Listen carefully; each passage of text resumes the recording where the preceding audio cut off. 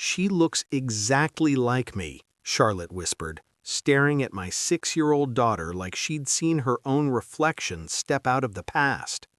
On a burning July afternoon in Chicago, a single collision between a child and a CEO uncovered a secret buried for decades. A sister left behind, a system that chose one child over another, and a man willing to fight anyone who tried to take his daughter away. Before we begin, tell me in the comments, have you ever discovered a hidden truth about your family that changed everything? And where are you watching from? Don't forget to like and subscribe for more powerful emotional stories. Let's begin. I didn't go to downtown Chicago that day to meet destiny. I went because Sophie's summer camp needed a new set of forms, and I'd promised myself I'd stop letting grief make decisions for me. A hot July afternoon, the kind where the city turns bright and loud. Tourists, street music, the shimmer of water from the fountain, and kids darting through sunlight like they don't know what heartbreak is yet. Sophie did. She just carried it differently than adults do, like a small stone in her pocket she'd learned not to show. "Daddy, can we get popsicles?" she asked, already halfway toward the cart. "Slow down," I said, because fathers say that even when they know it won't work. And then she ran straight into a woman. Not hard, not enough to hurt, but enough to make the woman's phone tilt and Sophie's orange popsicle smear across the pavement. I was there in 3 steps, crouched beside my daughter, checking her knees out of habit, my mind already composing the apology I'd said 1,000 times since I became a single parent. "I'm so sorry," I told the woman. "She slipped away. Soph, you can't—" I stopped. Because Sophie wasn't crying. She was staring up at the woman like she'd seen a ghost in a framed photograph. The woman stood very still, like her body had forgotten how to move. Same green eyes. Not similar, not kind of, the exact shade Sophie had inherited from her mother. Madeline's eyes, the eyes I still saw in my sleep when I woke up at night reaching for someone who wasn't there. Sophie lifted her chin, squinting against the sun.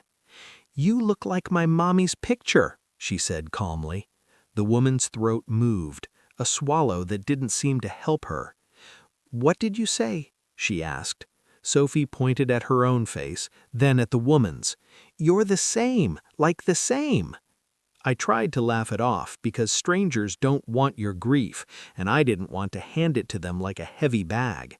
But the woman didn't laugh. She stared at Sophie like she was trying to solve an equation that had been buried for decades. "I'm Charlotte Hayes," she said, and even her name sounded expensive, clean, controlled, and practiced. I knew the name. Everyone in Chicago business circles knew it. CEO of Hayes Capital, the kind of woman whose photo shows up in magazines beside words like visionary and unshakable. Yet right then, she looked shakeable. "I'm Caleb Carter," I managed, "and this is Sophie." Charlotte didn't offer her hand, she didn't glance at her watch, she didn't do any of the things powerful people do when they need to end a moment. Instead, she crouched, right there on the hot pavement, in a skirt that probably cost more than my car. Sophie's face was inches from hers now. Same freckles across the nose, same small tilt to the mouth when she thought about something. My chest tightened with a terrible, impossible thought. Charlotte whispered, "Where is your mother, Sophie?" Sophie's shoulders rose in a tiny shrug. "Mommy's in heaven. Daddy says she died when the road was icy." Charlotte blinked fast, like she hadn't expected truth to be delivered so simply. I cleared my throat. "Madeline died 14 months ago. Car accident. We're doing our best." Charlotte nodded once, but her eyes didn't leave Sophie's. Then she asked the question that turned my blood cold. What was Madeline's birthday? I hesitated, because it wasn't a normal thing to ask a stranger, but grief makes you tired, and tired people sometimes tell the truth just to end the conversation. "September 12th, I said. "Why?" Charlotte's face drained of color so quickly I thought she might faint. "That's—" she started. Then she stopped, as if she was afraid to say the rest out loud. My phone buzzed with a call from camp. The world tried to pull me back into normal life, but Sophie reached for Charlotte's hand like she already belonged there. "Do you want to see my mommy?" she asked. Charlotte didn't answer. She just nodded. So we sat at a nearby cafe under an umbrella that did nothing against the heat, while Sophie climbed into the chair like she owned it, and I pulled up the only photo I had saved as my lock screen. Madeline laughing, hair caught in the wind, green eyes bright like she'd never known darkness. Charlotte stared at the screen and went utterly still. And when she finally spoke, her voice sounded like it had been scraped raw. "I know her," she said. "Or I should." I gave a short, disbelieving exhale. "I've never met you. Madeline never talked about—" "She didn't," Charlotte whispered. "I can see that now." Sophie leaned forward, earnest as only a 6-year-old can be. "My mommy had a picture in her wallet of a little girl." Charlotte's eyes snapped to Sophie. "A picture?" Sophie nodded. "Mommy said she lost her, but she kept the picture so she wouldn't forget." Something in me shifted, because Madeline did have a photograph she guarded like a secret. I'd found it after the funeral, tucked behind her driver's license. A faded photo of a little girl, about 4, squinting in sunlight. I'd assumed it was Madeline, but it wasn't. It was Charlotte. I pulled it up from my camera roll, my hand actually trembling. Charlotte looked at it and closed her eyes like the image hurt. "I have the same picture," she said softly, "in a box I haven't opened in years." That was the moment I understood. This wasn't coincidence. This was blood. And the past, Madeline's past, was about to stop being quiet. I didn't know it yet, but somewhere behind Charlotte's calm exterior, someone else was watching this unfold, and they did not want the truth rising to the surface. Charlotte called me that night. Not her assistant, not a corporate lawyer, her. I almost didn't answer because I'd learned the hard way that late-night calls usually mean bad news, hospitals, police, broken things.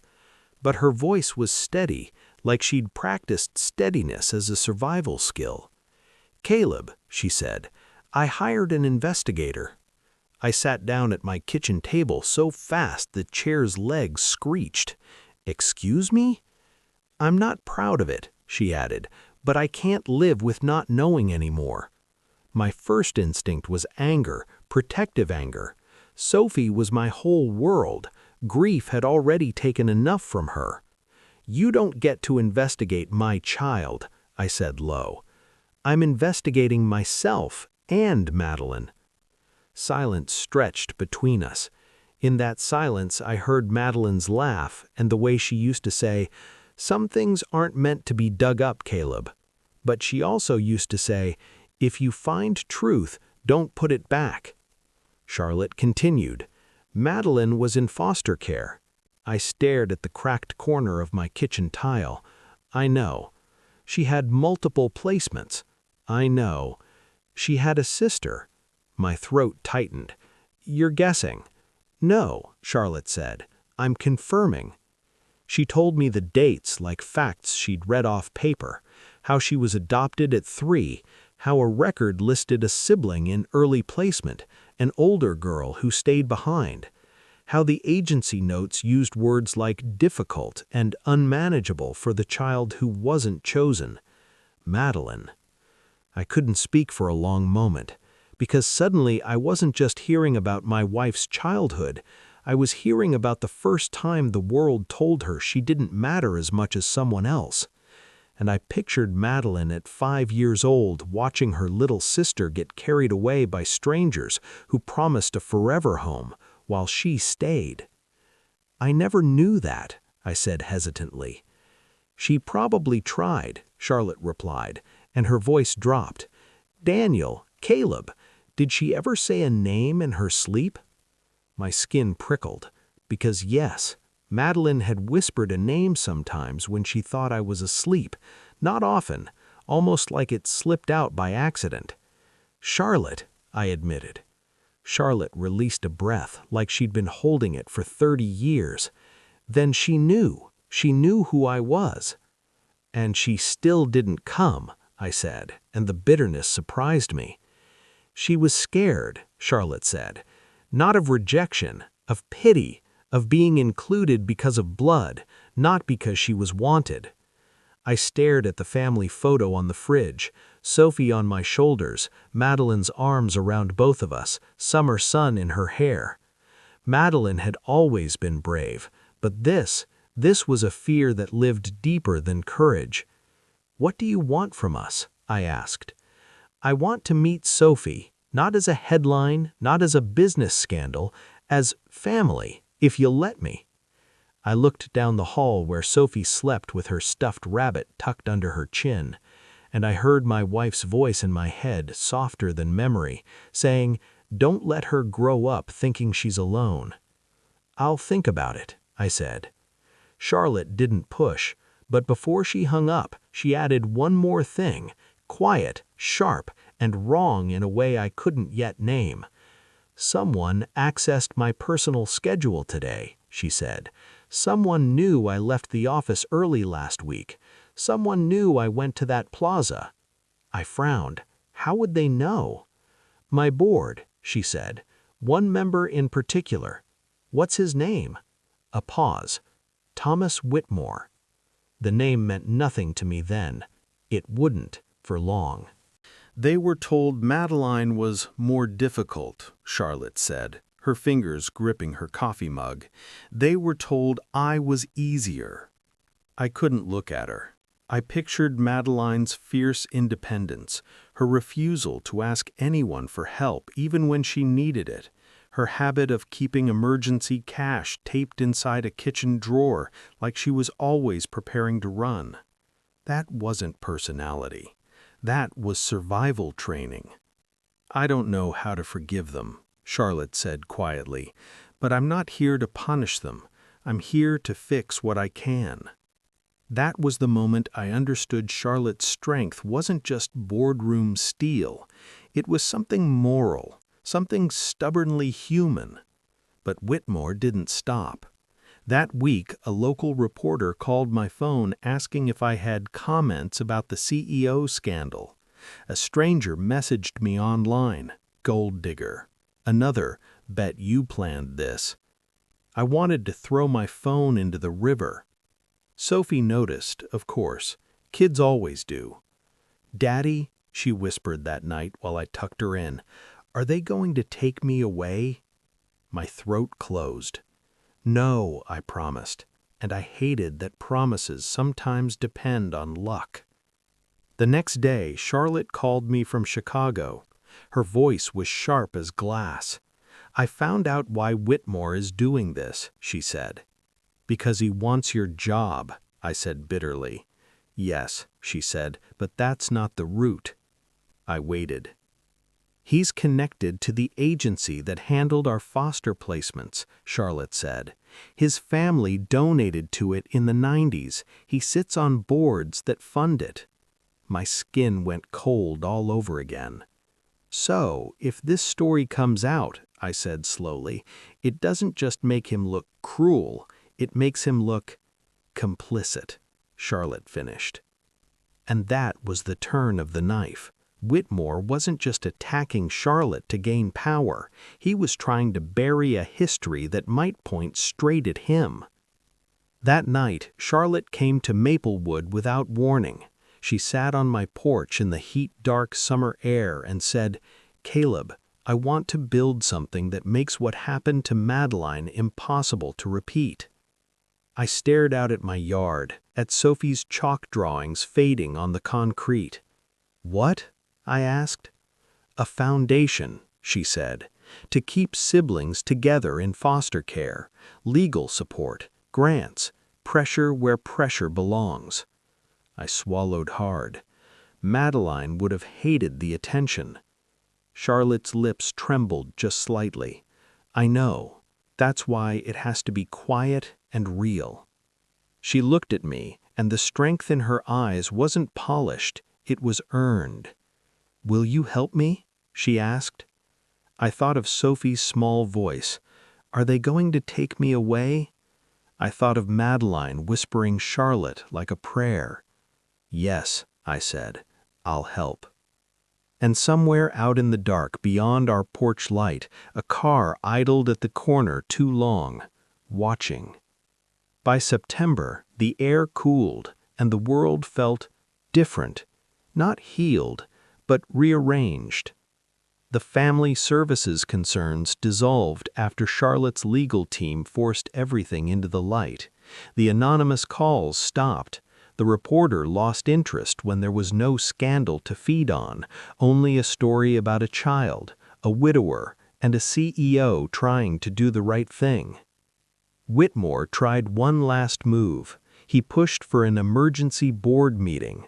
Charlotte walked into that room alone and told them the truth before anyone else could twist it. She didn't beg for privacy. She didn't apologize for grief. She claimed her sister out loud. And when the board realized Whitmore had used surveillance and pressure tactics that could become a legal disaster, they backed away from him like he was a man holding a lit match near gasoline. Whitmore didn't resign right away. Men like that don't leave quietly. But his power cracked. And once power cracks, it never looks the same.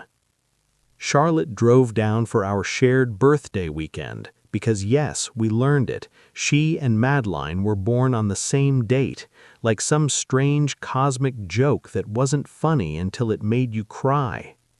Sophie made Charlotte a birthday card with markers and glitter, a porch, 3 stick figures, a big sun, and then Sophie added a 4th figure in the corner, drawn small and gold. "That's Mommy," Sophie said. Charlotte's eyes filled. "She's always here," she whispered. That afternoon, we painted the porch rail. It sounds small, paint and wood and a brush, but grief is made of small, unfinished things, the projects that never got done, the plans that died mid-sentence. We painted in silence, passing the brush back and forth, the white paint drying fast in the September sun. Sophie came home, climbed the steps, and ran her hand above the fresh rail like she didn't want to smudge it. "It looks new," she said proudly. "It is new," I told her, "because we made it new." That evening, we sat together on the porch, me, Sophie, and Charlotte, watching monarch butterflies drift south, slow and certain, as if they knew exactly where they belonged. Charlotte stared at them for a long time, and then said, very softly, "I spent my life thinking success was the destination." I didn't interrupt. "It wasn't," she continued. "Belonging was." Sophie leaned against Charlotte's side like it had always been that way, and I felt something in my chest loosen, the way a fist opens after being clenched too long. Charlotte had already filed the foundation paperwork, the Madeline Ann Foundation. Quiet, practical, real, not a monument, an engine. And when she told Sophie, "I'm your aunt," Sophie didn't celebrate like a kid in a movie. She just nodded, satisfied, like she'd been waiting for adults to catch up. "Does aunt mean you come for Christmas?" Sophie asked. Charlotte looked at me before she answered, like she was respecting the fact that Sophie was my child, and love doesn't bulldoze, it asks. "Yes," Charlotte said, "if your dad says it's okay." I swallowed past the lump in my throat. "It's okay," I managed. "It's more than okay." The sun dropped lower, the butterflies kept moving, Sophie swung her legs and hummed off key. And I realized something that hit me so hard I had to grip the porch rail. Madeline had been separated from her sister once, and she'd carried that missing piece her whole life. But Sophie wouldn't have to. Not if I had anything to do with it. Not if Charlotte had anything to do with it. Family isn't only who chooses you or who you were born to, it's who you refuse to leave behind. And for the first time since Madeline died, sitting there with her daughter and her sister beside me, I believed it with my whole heart. No one is left behind now. Not anymore.